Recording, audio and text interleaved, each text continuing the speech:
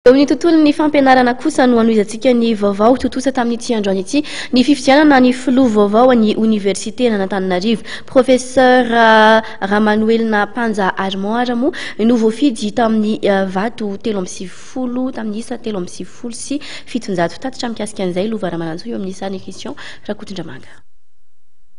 Ny professeur Ramanoelina Panja avy amin'ny sekoly ambony misanina ny siansy ny fambolena sy ny fiompiana no voafidy ho filohan'ny oniversite Antananarivo. Lany tamin'ny isa 3.50 sy 700 tokoa ty filoha vaovao ty izay andimby ny professeur Andriatsy Mahavandy Abel. Io ny fantatra tao aorian'ny fanisambato izay tanterahana teny amin'ny oniversite teny Akato sy tolakandro.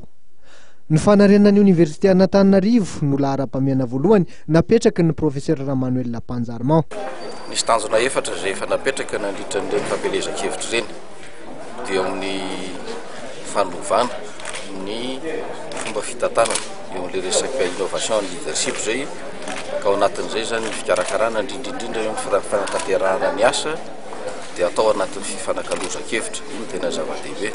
Manaraka an'izay ny asa dia tanterahana ao anatin'ny mangarahara ary ny lafin'ny fitantanana ny bonne gouvernance dia tsy maintsy otrandratsy. Tao anaty hafaliana sy korana nandraisan'ny staffin'ny professeur Ramanoelina Panja izao fahombiazana zao.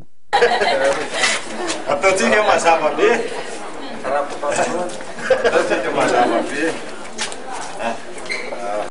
Tao aorian'ny fanisambato izay nitanterahany tolakandro ihany koa no nahafantarana fa nahatratra 7.900 ny isan'ireo nifidy ny professeur Andriatsy Mahavandy Abel, 7.20 ny an'ny professeur Ferdinand Pr 9.70 ny an'ny professeur Ravelomanantsoa Lofinirina Dieudonné ary 3.50 ny vato azony professeur Rakotomanana Ajanirina.